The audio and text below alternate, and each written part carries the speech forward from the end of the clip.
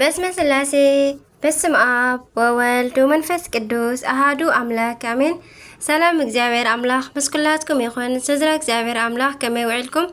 አነ እግዚአብሔር ይመስገን። ክብሪ ይስፋሕ መድኃኔዓለም አቦይ ከምቲ ኣነ ጽቡቕ ዝወዓልኩ ጽቡቕ ውዕልኩም ክትኮኑ ናይ ኩሉ ግዜ ተስፋይን ትምኒተይን እዩ አሜን። ስንክሳር እዚ ወርሃ ሚያዝያ ዕለት 25 ስንክሳር ድሰምዕ ዘንብብ ፍቅር ጎይታ ኣብ ልቡ ይዕንብብ ሓለዋን ጸሎትን ተረዳእነትን ናይ ቅዱሳን ደማ ይረክብ ዝክረ ጻድቅ ለዓለም ይህሉ ዝክረ ናይ ጻድቅ ንዓለም ይዝነብር ካብ ኩሉ ክፉእ ዘበለ ክትድሕኑ ንቅዱሳን ተማሕፀኑ አሜን። በስመ አብ ወወልድ ወመንፈስ ቅዱስ አሃዱ አምላክ አሜን።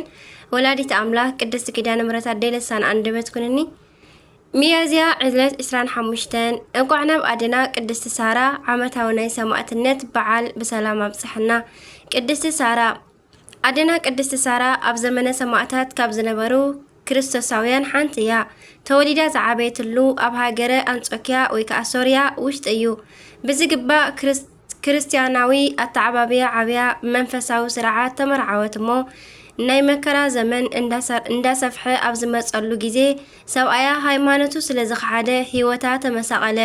ኣብቲ ጊዜ ነፍሰ ጾር ስለ ዝነበረት ማንታ ቆልዑ ወለደት። ንደቃ ክርስትና ከተቐብል ኢላ ኣብ ምድሪ ሶርያ ኮለል በለት እሞ ግን ኣይረኸበትን። ምክንያቱ ካብ መከራ ብዙሓት ዝበዝሓ ኣብያተ ክርስቲያናት ተቓጺሉን ፈሪሱን ነበረ። እተን ዝተረፈ ኸኣ ካህናትን ምእመናትን ስለ ዝተወድኡ ተዓጽየን ነበራ። ቅድስቲ ሳራ ደቃ ናይ ስላሴ ቁልዕነት ከይረኸቡ ድቃስ ክወስዳ ስለዘይከኣለ ንህይወታ ኣብ ሓደጋ ዘውድቕ ግን መንፈሳዊ ውሳኔ ወሰነት። ካብ ሶርያ ተበጊሳ ኣብ መርከብ ተጻዒና ናብ ግብፂ ተበገሰት እሞ ኣብ ማእከል ባሕሪ ምስ በጽሑ ዓብይ ማዕበል ድማ ተሲኡ ኣናወጾም። በዚ ጊዜ ቅድስቲ ኣዴና ሳራ ሰንበደት ደቃ ጥምቀት ከይረኸቡ ከይሞቱ ኢላ ብእምነት ናብ ፈጣሪኣ ጸለየት እሞ ንኽልቲኦም ደቃ ወሲዳ ኣብቲ ባሕሪ ብኣብ በወልድ በመንፈስ ቅዱስም ኣጥሚቓ ካብ ከባቢ ኣጥባታ በጢሓ ሓሪዳ ማለት ብሜሮን ኣምሳል ቀብኣቶም። ኣጋጣሚ ግን በዚ ጊዜ እቲ ማዕበል ጸጥ በለሞ ንሳ ኸኣ ተደኒቓ ብሰላም ኣተወት። ናብ ግብፂ በፂሓ ንሊቀ ጳጳስ ቅዱስ ጴጥሮስ ኣጥምቐለይ ደቀይ በለቶ እሞ ቅዱስ ጴጥሮስ ከዓ ስርዓቱ ኣብፂሑ ከጥመቆም እንተበለ እቲ መስጥመቂ ዝሓለ እሞ እቲ ማይ ከዓ ረግአ። ካልኣይን ሳልሳይን ፈተነ ግን ሕጂውን ንኻልኦት ህፃናት ዝፈስስ ንደቂ ቅድስቲ ሳራ ኣዴና ቆልዑ ግን እምቢ በለ። ቅድስቲ ሳራ ከዓ ምናልባት ብድፍረተይ ምኽንያት ይኸውን ኢላ እቲ ዝኾነ ኩሉ እንደሓዘነት ነገረቶ። ቅዱስ ጴጥሮስ ግን ንእግዚአብሔርን ኣመስገነ እሞ ከምዚ ከኣበላ ፈጣሪ ብናትኪ ኢድ ስለ ዘጥመቖም ንዓይ ኣበየኒ እዛ ጓለይ ሃይማኖትኪ ዓብይ እዩ። ድሕሪዚ ከዓ ቁርባን ኣቐቢሉ ባሪኹ ኣሰናበቶም። ናብ ሶርያ ምስ ተመልሰት ግን ካልእ ዝኸፍአ ነገር ጸንሓ። ሰብኣያ ስለ ዝኸሰሳ ከዓ ናብ ተካሓዲ ንጉስ ዲዮቅልጥያኖስ ቀረበት። እቲ ንጉስ ከዓ ክርስቶስ ከሓዲ ኣበይ ከም ዝነበርኪ ተዛረቢ በልዋ። ንሳ ግን ሃይማኖታ ጽኑዕ ስለ ዝነበረ እምቢ በለት። በዚ ምክንያት ከዓ ብ303 ዓመተ ምህረት ኣካባቢ በዚ መዓልቲ ሓደ ወዳ ኣብ ከብዳ እቲ ሓደ ከዓ ኣብ ሕቆኣ ገይሮም ብእሳት ሓዊ ኣቃጺሎም ቀተልዋ። እነሆ ቤተ ክርስቲያን ከዓ ትዝክራን ተኽብራን ኣላ። በረከታ ይሕደረና። ኣምላኽና ንቅድስቲ ሳራ ከም ዘጽንዐ ንዓና ከዓ የጽንዐና ካብ በረከታ ድማ ይዓድለና አሜን። ጸሎታ ይርድአና።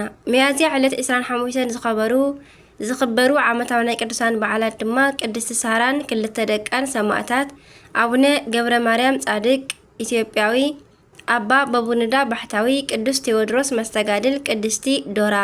ወርሓዊ በዓላት ድማ ቅዱስ መርቆሪዎስ ሰማዕት፣ ቅድስቲ ቴክላ ሃዋርያዊት፣ ቅዱስ ኣበከረዙን ሰማዕት፣ ቅዱስ ዱማዲዎስ ሶርያዊ፣ ኣቡነ አቢብ ኣባቡላ፣ ቅዱስ ኣባ ኣቡፋና ጻድቅ።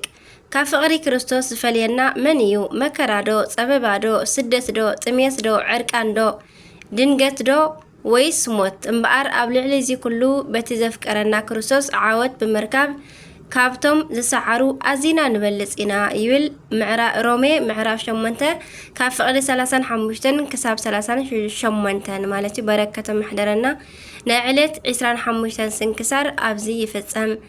አሜን። በረከተ መሕደረና አሜን። በስመ አብ ወወልድ ወመንፈስ ቅዱስ አሃዱ አምላክ አሜን። ከምውን ናይ ዕለት 26 ስንክሳር ንቕጽል። ሚያዝያ ዕለት 26 ዝኽበሩ ዓመታዊ ቅዱሳን በዓላት ሰማዕት ቅዱስ ዮሐንስ። ቅዱስ ዮሐንስ በ400 ክፍለ ዘመን ዝነበረ ቅዱስ እዩ። አቡኡ ጸራቢ አምላኺ ጣዖት ናይ ጣዖት ዓጣንን ነበረ። ኣዲኡ ግን ብሕቡእ ንክርስቶስ አምላኽና ተምልኽ ነበረት። ንወዳ ክርስትና ከተስተምሮ ድሌት ግን አቡኡ ጨካን ስለ ዝኾነ ከይቀትሎ ኢላ ፈሪሓ ዘወትር ንግሆን ምሸትን ናብ እግዚአብሔር ፈጣሪኣ ብንምዓት ትልምን ነበረት። ሓደ መዓልቲ እግዚአብሔር ንህፃን ዮሐንስ ብራእይ ተገለጸሉ፣ ምስጢራት ከዓ ነገሮ። ንስተወሰነ ግዜ ብዘደንቕ ናይ ክርስትና ህይወት ድሕሪ ምንባሩ ምንም እኳ ዕድሚኡ ወዲ 12 ዓመት እንተኾነ አቡኡ ጣዖት ምምለኽ ኣቋርጾ ኢሉ መኸሮ። አቡኡ ግን ጨካን ስለ ዝኾነ ዓብይ መጽረቢያ አልዒሉ ክሳዱ ሃረሞ። ወይ ጭካኔ! ናይ ቅዱስ ዮሐንስ ርእሱ ኣብ መሬት ወደቀት። ኣካሉ ግን ንሓደ ሰዓት ቆይማ ብደሙ ተጠመቀት። እዚ ኩሉ ክኸውን ከሎ ዝተባረኸት ኣዲኡ ቆይማ ትርኢ ነበረት እሞ መንፈሳዊት ኣደ ስለ ዝኾነት ግን ኣይሓዘነትን። ንበረኸት ኢላ ደኣ ካብ ናይ ወዳ ደም ተቐብአት። ከምዚ ከዓ በለት፣ ጎይታይ ሆይ ንዓኻ ዝህበካ ምንም የብለይን፣ ነዚ ንጹህ መስዋዕቲ ግን ተቐበለኒ። ቅዱስ ዮሐንስ ብሰማዕትነት ምስ ሓለፈ ንኣቡኡ ርኩሳን መናፍስት ኣዕበድዎ። ኣዲኡ ግን ንኣረማዊ በዓል ቤታ ናብ ናይ ቅዱስ ዮሐንስ መቃብር ወሲዳ ወደይ ዮሐንስ ነቦኻ ይቕረ ኢልካ ምስ ፈጣሪኻ ኣማልዶ ኢላ ጸለየት እሞ እዚ ኢላ ንሰብኣያ ካብቲ መቃብር ሓመድ ወሲዳ ቀብኣቶ። ኣቡኡ ከዓ ብቕጽበት ድሒኑ ናብ ልቡ ተመልሰ። ስለዚ ሰርሖ ኩሉ ተጣዒሱ በኸየ።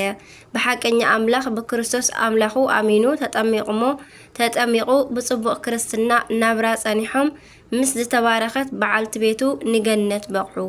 በረከተ ማሕደረና። ቅዱስ ሱስንዮስ ከምኡውን በዚ መዓልቲ ቅዱስ ሱስንዮስ ተሰየፈ። እዚ ቅዱስ ኣብ ዘመነ ሰማዕታት ንቤተ ክርስቲያን ብገድሎም ካብ ዘመልክዕዋ ዓበይቲ ሰማዕታት ሓደ እዩ።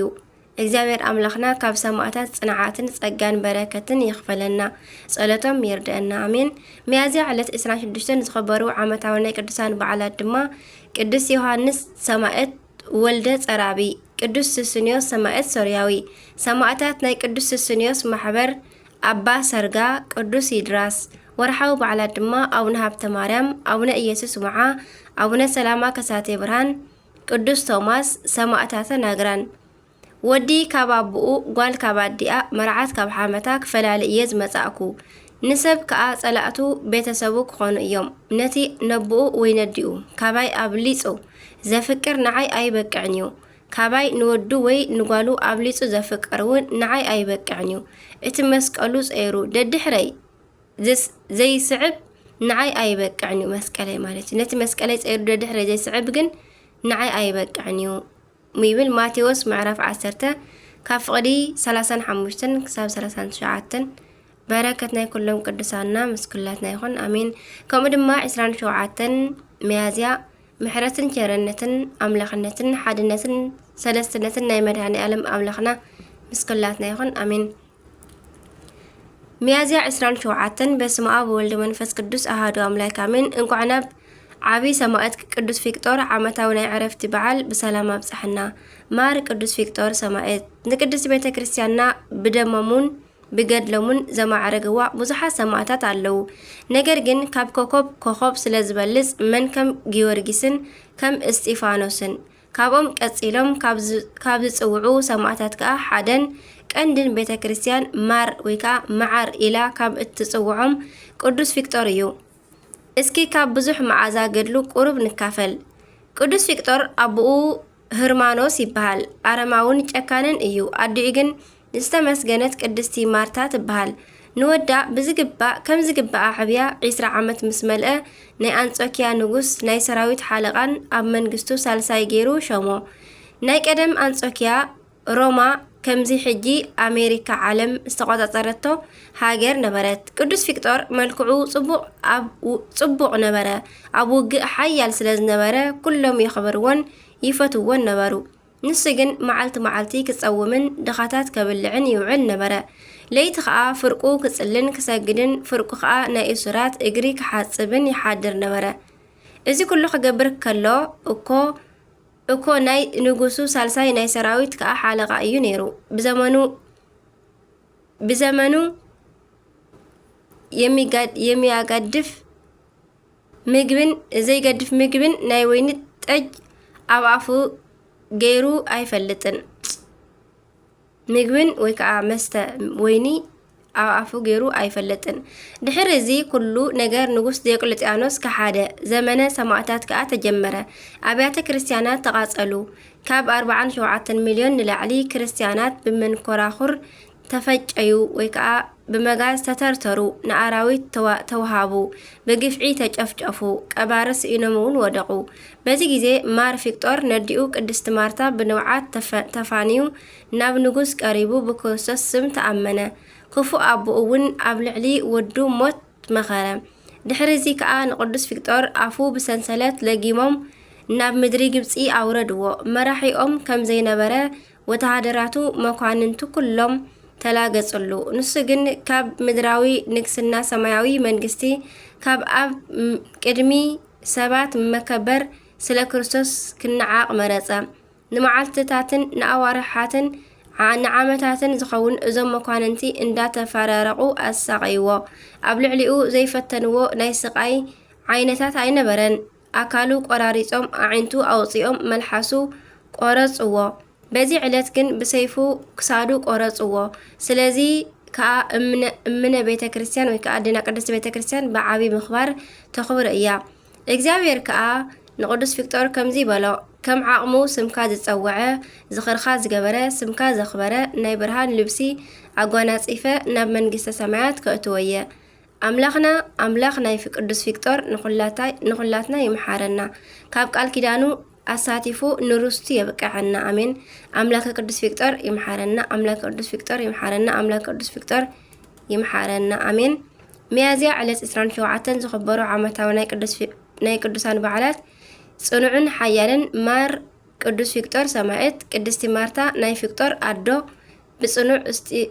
ብጽእቲ እስጢፋና ብክርስቶስ ስለዝኣመነት ኣብ ክልተ ሰንጢቆም ዝቀተልዋ ጓል 15 ዓመት ጎርዞ ቅዱሳት ሳሲማን አባ ኖባን ሰማዕታት ወርሓዊ በዓላት ድማ ናይ ጎይታናን አምላኽናን መድኃኒናን ኢየሱስ ክርስቶስ መድኃኒ ዓለም በዓለ ስቅለት አቡነ መብዓ ጽዮን ጻድቅ ቅዱስ መቃርስ ናይ መነኮሳት ኩሉ ሓለቃ ቅዱስ ያዕቆብ ዘጉሙድ ቅዱስ ገላውዲዮስ ሰማዕት ንጉሰ ኢትዮጵያ ቅዱስ ቢፋሞን ጻድቅን ሰማዕትን በረከተ ይሕደረና ከመይ እግዚአብሔር ነቲ ምእንቲ ፍቅሩ ኢልኩም ነቶም ቅዱሳን ዘገልገልኩምዎምን እተገልግልዎምን ዘለኹምን ዝርስዕ ገፋዒ አምላኽ ኣይኮነን ነፍሲ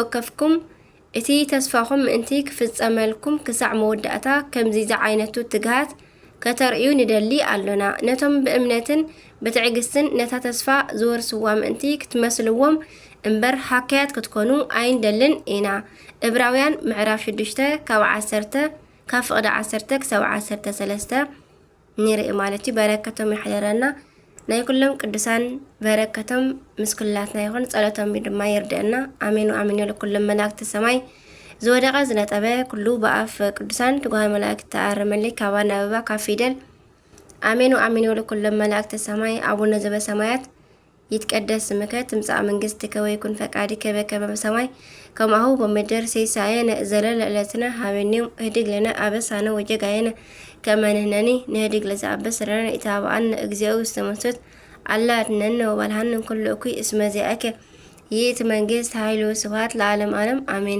በሰላም ቅዱስ ገብርኤል መልአክ እግዝእትየ ማርያም ሰላም ለኪ ድንግል በህልናቺ ወድንግል በስጋቺ እመእግዚአብሔር ጽባኦት ሰላም ለኪ ብሩክት አንቲ እምአንስት ወብሩክ ፍሬ ከርሥኪ ተፈሥሒ ፍሥሕት ኦ ማርያም ምልዕተ ጸጋ ምልዕተ ውዳሴ ምልዕተ ሞገስ ምልዕተ ኩሉ ልዑል እግዚአብሔር ምስለኪ ሰአሊ ወጸሊ ምህረተ በእንቲ አነ ምህረተ ኩሉ ዓለም ምህረተ ምድረ አጋዚት ሀበ ፍቅር ወልድኪ ኢየሱስ ክርስቶስ ከመ ይስረልን ኃጣውኢነ كما هيصن بك تمهصن بكدانك آمين. سبحان لእግዚአብሔር ወለወላዲቱ ድንግል ወለመስቀሉ ክቡር አሜን አሜን ለይኩን።